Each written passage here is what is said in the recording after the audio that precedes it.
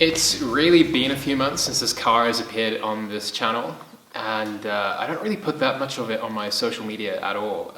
But this is a 1967 Alfa Spider Duetto 1600, and it's quite a rare little car, and it's definitely changed a lot since the last video you would have seen with this car on the channel. Yeah, in the last couple of months I've really put a lot of time into it, trying to get it right. And just, you know, the final assembly is kind of the thing that takes up a lot of time. Yeah, a lot of the work that I've done on it recently has been like mostly the stuff that took up the most time was the electrical system, starting on the cooling and the heating system, starting on the hydraulic system as well. And like some of the more fun stuff's happened as well. Like the car now has bumpers on it and a new center front Hart grille thing. So it's really starting to look like a car again, which is quite cool. And now I've been focusing on the interior too. So it's no longer like a shell. It actually kind of feels like it's getting close to being a finished car. So I thought we'd take a quick look around this car today. Yeah, so it's really starting to look like a car again. Having all the front end treatment back on has really made a huge difference. Yeah, it's all like the little things that start to add up and make it feel like it's once again a full car. Yeah, so now the dashboard is in for good with all the gauges and everything, and all the wiring and plumbing behind that's all been done properly. And it took me forever to get all that stuff under the dash, especially with the amount of wiring and the plumbing for the heater box and the ducting for the vents that go up to the windshield, and the ducting for the little air vents on each side of the dash. That just takes forever. It just killed me to do that. You can see I've now trimmed up a set of carpets. I am going to have them bound, because at the moment they're just bare carpets. They don't have an edging on them, which is no good. So in the interior is where things have really come along quite well. The top of this dash was in really, really bad shape before, and it was all cracked up, and my upholsterer managed to fix it up pretty good. However, it does have a seam around the instrument cluster, which I think is fine. I think it looks really, really good compared to how it did. And since I got the dash in, I was able to do all the trim around the windshield. I mean, this section up here was really a lot of work to get right. A new rear view mirror, new sun visors, and like this whole new trim piece up here. It all looks really nice and fresh and new, and it looks great. But man, it was a lot of work to get that right. I mean, trying to drill all these holes in this little trim piece and trying to get them to line up with the holes in the body was really, really tough. Yeah, something that I still need to do on this car is this. I need to get a new window regulator for the driver's side. Yeah, you see, you can just lift this up and push it down by hand, which is not great. It's not great for security. Yeah, I don't think you guys would have seen this car with the boot lid on it and the bonnet on it as well. It looks really, really nice. I think white was definitely the right color for this car. Yeah, I don't think I've ever really showed this on this channel. This car was red before. It was red with a black interior, which to me is just the most boring combination you can possibly have. I mean, it's like if you go to any Alfa show, it's like they're all red, they all have black interiors, and it's just like they just blend together. And yeah, so I made the decision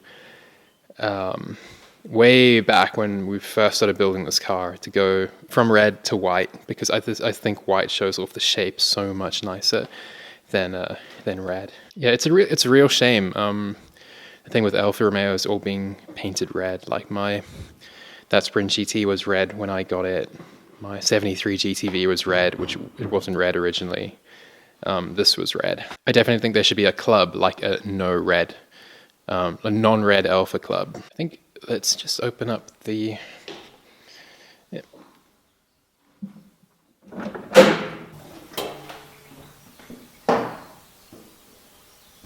So, yeah, under the hood here we have quite a lot has happened since this car was last seen. And it's mostly the electrical system. Everything is now pretty much installed. The whole wiring harness is done. and you can see these are all the lines from the heater box. This is the choke cable, these are the speedometer and tach drives, this is the hand throttle. Everything has now been installed, including a fuel pressure regulator and a filter. This is the windshield washer reservoir, which for now is temporarily held on with some cable ties, but I need to make a proper bracket for that at some point. But this all works really well, and it did take me a hell of a lot of time to get it right, but it was all really worth it in the end. It's looking really great.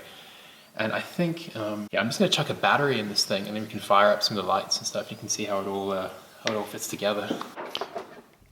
Just have my little test battery that is a motorcycle battery. Blue wire is positive terminal. I'm not going to burn the car to the ground, I promise. Okay. Yeah, you can see when as soon as you connect the battery, the first thing that fires up is that little light on the rear view mirror, because the driver's door is open. Yeah, so that little light is grounded by this switch here. So you can...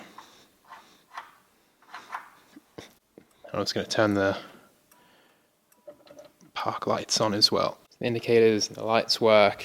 Yeah, this little under dash light is on the switch here. So I've got a little bit more work to do on this electrical system. If I flip on the windshield wipers, they work, but there's a stud on the motor that goes into the linkage is too long, so it's touching the linkage as it's rotating. So I've got to just machine that stud down a little bit, and then the heater doesn't work. I mean, the light comes on, but I need to make up a ground wire for the actual heater box itself, and yeah, then that should be done. So that will be in the next episode of Duetto Update, doing some actual work on this thing. Yeah, so a lot of the work in this car has actually happened underneath it. So let's lift it up, and I'll show you what's going on under the car.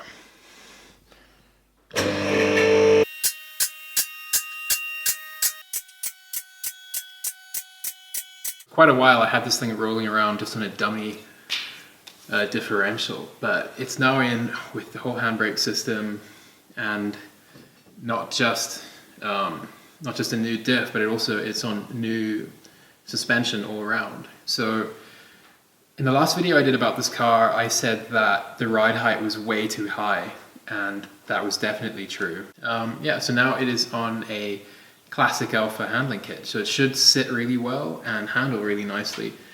But there are a few things that I still have to do in terms of the rear suspension, like the limiting straps need to be shortened so the springs are never get like completely loose. But yeah, it looks really great having having a fresh new differential in it. And then elsewhere under here, see the fuel line's in. I've got a rebuilt brake master cylinder that just needs some. It needs like the push rod put onto it. Push rod sitting over here. I need to have it painted up along with the throttle rod. Yeah, so up front, changed out to a classic Alfa handling kit with a lowering springs and a 29mm anti-roll bar with upgraded drop links. And I've installed a sump guard, which is super important, especially in South Africa, where it's not a rare thing to run into like debris and stuff on the road, or like really big speed bumps. Yeah, the front brakes are all finished up.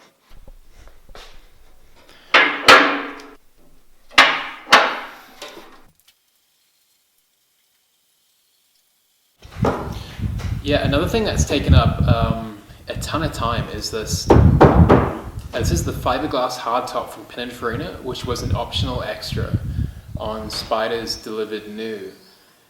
And yeah, they're a really nice thing to have, but really tricky to restore. This one has quite a lot of cracking on the underside of this rail here, and a little bit on that side, where the side windows, where like the frames are riveted in. Like over time, where those rivets go into the fiberglass, it cracks and like they start becoming a bit wonky, and not so great. So I'm giving this whole thing like the full treatment. I spent quite a lot of time getting the old vinyl off, and yeah, the old vinyl covering on this thing was just really old and stiff, and it had like a few spots where it had broken and people had put paint on it. It really didn't want to come off, and when it did, it left like this residue of old contact adhesive and the backing of the vinyl. So I'm still like halfway through getting all of that off, and it's taking a lot of time. Yeah, so this next week should be a pretty big week with this car, with the interior, the hardtop, the engine, the gearbox, all that kind of coming together. So this car should finally be coming along. I have a fairly large amount of my life invested in this car at this point.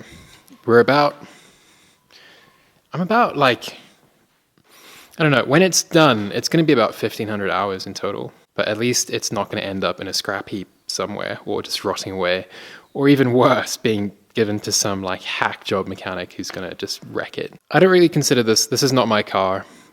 This car, the moment it's finished, it has to go to a new owner because it's just taken up so much time and money that I need to get that money out so I can focus on more important things.